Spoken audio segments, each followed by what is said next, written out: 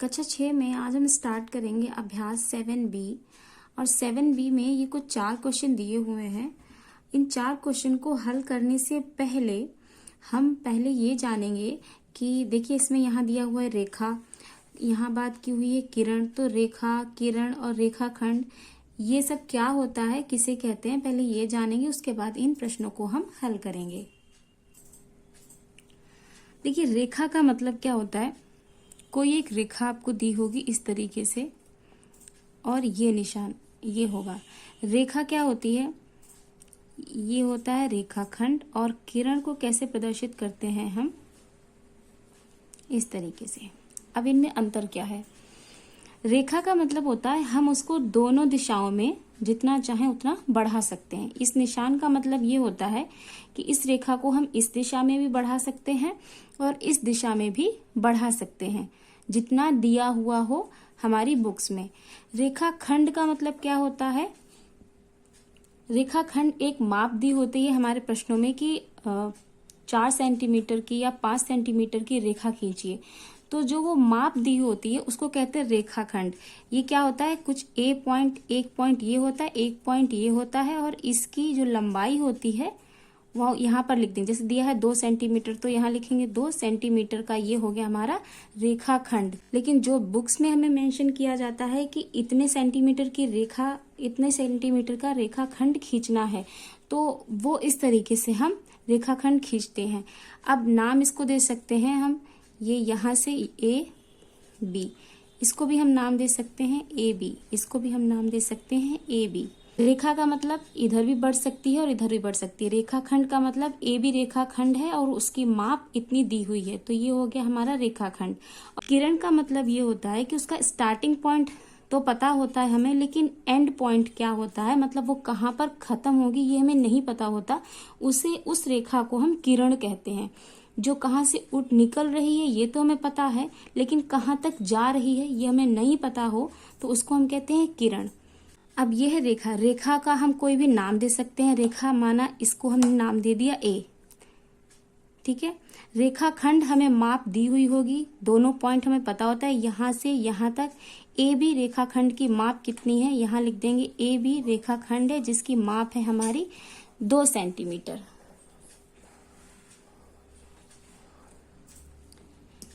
इसको हम बोल सकते हैं एक रेखा है AB, और इस रेखा का हमने नाम दे दिया, एक रेखा है हमारी AB, और इस रेखा का हमने नाम क्या दिया है A। इसको हम कह सकते हैं एक रेखाखंड है जिसकी माप है 2 सेंटीमीटर, और ये है हमारी किरण। किरण को समझने के लिए एक चीज आप और दे सकते हैं, जैसे ये हमारी कैंडल होती है और इस पे इस तरीके से लौ जल रही है। अब ये तो पता है कि किरण यहाँ से निकल रही है, जो रोशनी निकलती है, लेकिन ये कहाँ तक जा रही है ये हम नहीं पता कर सकते। तो ये जैसे ये निकल रही है रोशनी, ये कैंडल जल रही है हमारी और ये रोशनी निकल रही है, तो ये तो पता है कि ये यहाँ से स्टार्ट हो रही है रोशनी, लेकिन ये कहाँ तक जा रही है ये आप नहीं पता कर पाएंगे। तो ये होती है हमारी किरण, इस तरीके की। अब हम हल करेंगे अपनी अभ्यास में पहला क्वेश्चन हमारा कह रहा है अपनी अभ्यास पुस्तिका में एक रेखा खींचिए और अंग्रेजी वर्णमाला के एक छोटे अक्षर का प्रयोग करके उसका नाम लिखिए।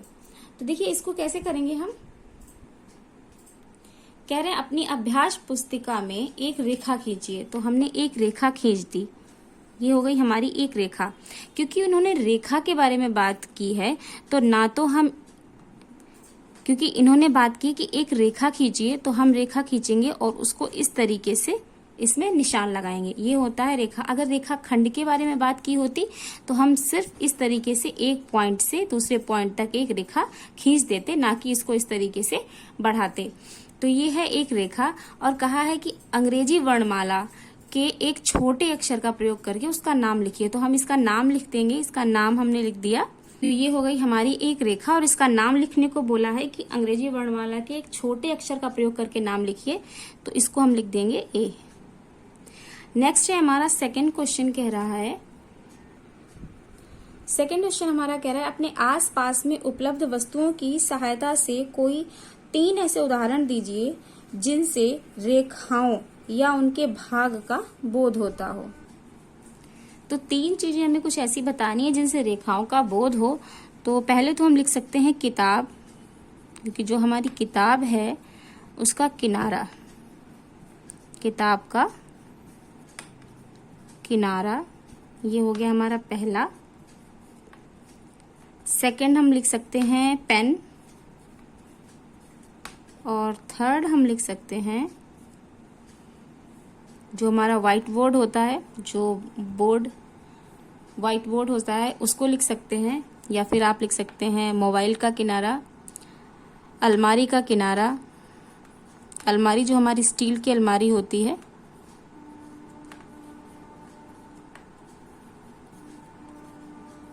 किनारा, उससे भी हमें रेखा का बोध होता है। थर्ड क्वेश्चन है हमारा रेखा और किरण में अंतर स्पष्ट कीजिए। मतलब चित्र खींचना है और चित्र खींच के बताना है कि रेखा और किरण में क्या अंतर है। रेखा के बारे में बता चुकी हूँ, रेखा किस तरीके से खींचते हैं। ये हो गई हमारी एक रेखा। और किरण किसको कहते हैं, ए इसको हम लिखेंगे और बी लिखेंगे। ये हम यहाँ एक पॉइंट से स्टार्ट होती है और इस तरीके से कितनी भी दूर तक हम बढ़ा सकते हैं, ये होती है किरण। अंतर स्पष्ट करना है तो हम क्या लिखेंगे, फर्स्ट पॉइंट डालेंगे और अंतर लिखेंगे। जब इसका अंतर लिखेंगे तो अंतर में हम फर्स्ट पॉइंट डालेंगे और अंतर में हम लिख सकते हैं कि रेखा के बारे में जब लिखेंगे तो कहेंगे रेखा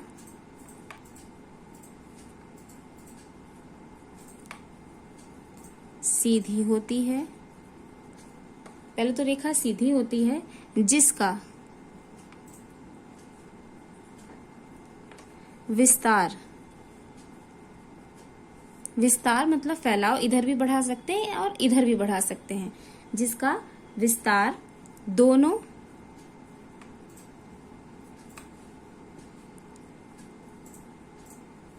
विपरीत दिशाओं, दोनों विपरीत दिशा, इस दिशा के विपरीत ये वाली दिशा होगी और इस दिशा के विपरीत ये वाली दिशा होगी, इसलिए इसको विपरीत दिशा बोला गया है। तो विपरीत दिशाओं में अपरिमित होता है। अपरिमित होता है का मतलब, अपरिमित मतलब कितना भी बढ़ा सकते हैं इसको, तो इसलिए लिखेंगे अपरिमित होता है। लेकिन जब बात करेंगे किरण की, तो किरण देखिए एक पॉइंट से शुरू होता है। ये तो हो गई रेखा के बारे में बात। अंतर लिखना है। अब किरण के बारे में जब लिखेंगे, अब किरण के बारे में जब हम लिखेंगे तो किरण का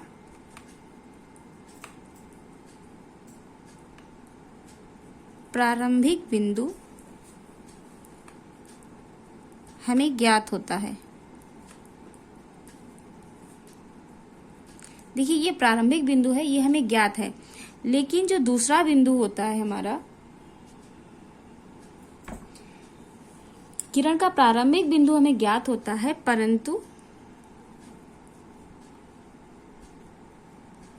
इसका विस्तार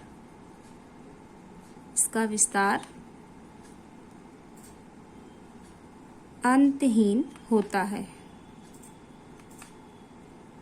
अंतहीन का मतलब ये है कि देखिए यहाँ से हमें पता है, प्रारंभिक बिंदु ये है कि यहाँ से हमें प्रकाश की किरण पता है यहाँ से उठी है, लेकिन कहाँ तक जाएगी हमें नहीं पता है, अनंत तक जा सकती है, तो इसलिए इसको लिखते हैं अंतहीन।